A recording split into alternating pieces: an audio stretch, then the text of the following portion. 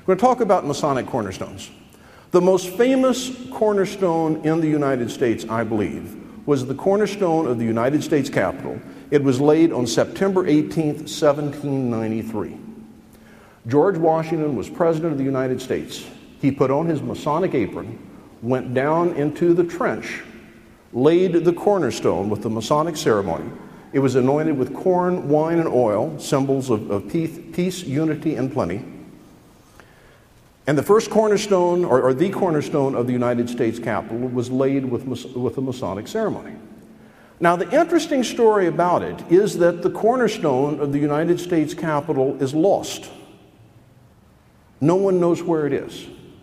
Now, if you go into the Senate wing, there is a huge bronze plaque that says, under this plaque on September 18th, 1793, George Washington laid the cornerstone of the United States Capitol. The one thing that every cornerstone hunter agrees on is that the cornerstone is not underneath that plaque.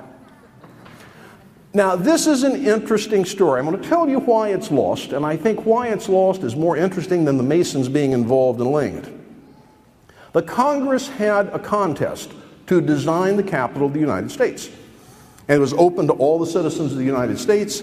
They received plans from around the country. The design that had been submitted that was the leading contender, in fact, I guess to use current political terminology, it was the presumptive winner, was by a Frenchman, Stephen Hallett. He was a professional architect and engineer, and he had submitted a design that they liked. At the last minute, Dr. William Thornton of Virginia submitted the winning design. Now, he was a medical doctor and an amateur architect, but the Congress thought that his design was the most beautiful, the most appropriate. And so Dr. Thornton won the prize. He became the architect his design, his winning design became that of the Capitol. As a consolation prize, Etienne Hallett, became the general contractor at the site. And so they said, go prepare the site. We are going to have a big ceremony, a big celebration when we lay the cornerstone. So they set the date. They invite all the governors of all the states. They invite the Continental Army. They invite the Navy. They invite all the citizens. They go up to Capitol Hill and they go, uh-oh. And the reason they went uh-oh is Stephen Hallett was a very sore loser. And when he dug the foundation trenches for the Capitol, he didn't follow William Thornton's plans. He followed his own plans. So all of a sudden they realized that the foundation is laid out for the wrong building. Well, they fired Stephen Hallett.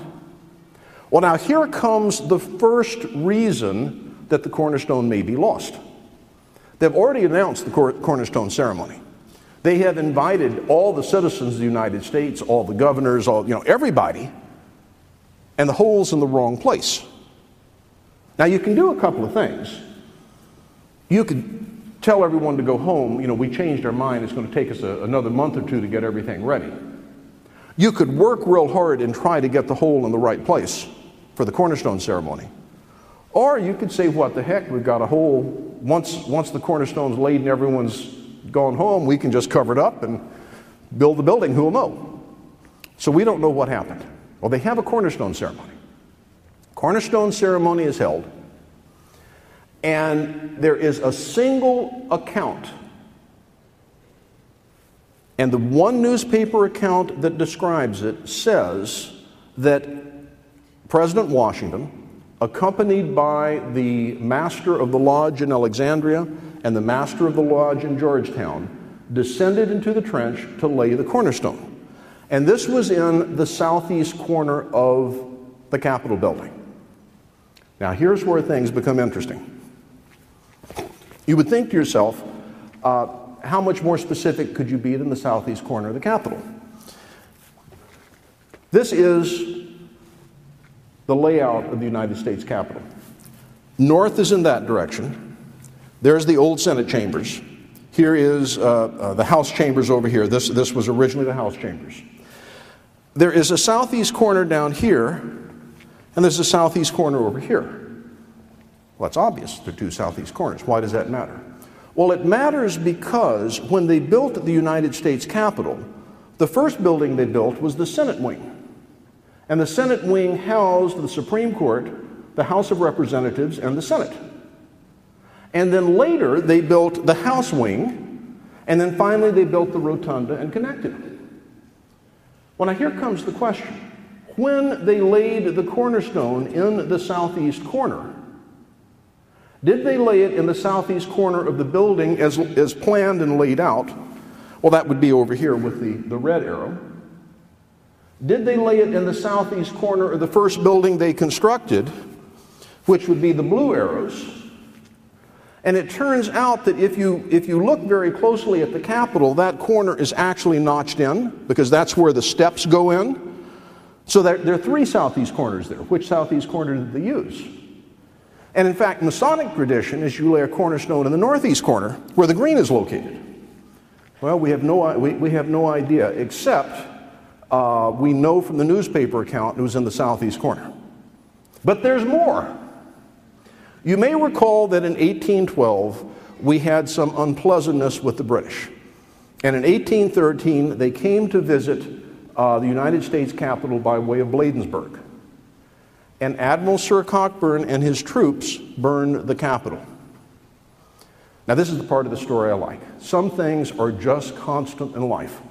John Latrobe, the architect of the Capitol, gets together with the president, Thomas Jefferson, and he tells the Congress, well, yes, there's been some damage, but if you will just approve all repairs that are necessary, we'll take care of it after you go home. And Congress said, well, sure, do whatever's necessary to fix the Capitol, and they went home.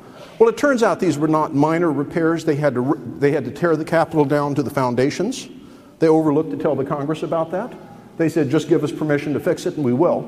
And Congress did. So some things stay the same. So now, Jefferson, we're down to the foundations. And you remember that I told you that William Thornton was a gentleman architect, a medical doctor by training, and Stephen Hallett was the professional architect, the engineer. We have a letter that Latrobe writes back to Jefferson, and he says the foundations are not wide enough to support the chamber of the House of Representatives, which was this large open chamber. I'm tearing down the foundations course by course until they're wide enough, and then I'll build them back up so that they support the House chamber. Well, Dr. Thornton had not designed the foundations large enough to support the floor, and we know that when they were rebuilding the Capitol, they tore it down course by course, the foundation, until it was wide enough. Well, now, how far is wide enough? Is that halfway down? Is that 3/4 of the way down? Is it all the way down to the ground and you start over again and you build it back up? In which case the cornerstone is lost. Well, we don't know. We don't know, and that explains why the cornerstone is lost. Last thing I'll tell you is about Masonic caches. And I've already alluded to this about the treasure that was built underneath buried underneath King Solomon's temple. These are images from two Masonic books. One shows a vertical shaft of 9 arches going down, and there's a cube at the bottom where the treasure is stored. The other shows a horizontal passage with 9 arches.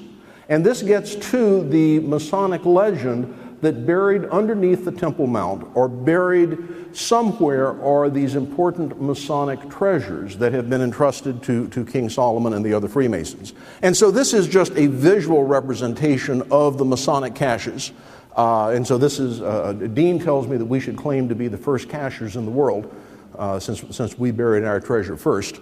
I will let other more knowledgeable Masons make that claim. Last thing I'm going to do is just a moment of shameless self-promotion. Downstairs we're going to have 2 books available for sale. One is The Complete Idiot's Guide to Freemasonry, written by me. Gives you a great overview of the history of Freemasonry. The other one is Committed to the Flames. It talks about a Masonic cipher book written in 1827. 33 pages of intricate Masonic ciphers by a fellow named Robert Benjamin Folger. and he tried to protect the secrets of a Masonic, of several Masonic ceremonies. Didn't do a very good job of it. They're not used anymore, but it's an interesting story of how they were found and a actual use of a Masonic cipher. And so with that, let me see if there are any questions. Maybe Jason may have answered all of them for you, but if anyone has a question that I may have raised in your mind.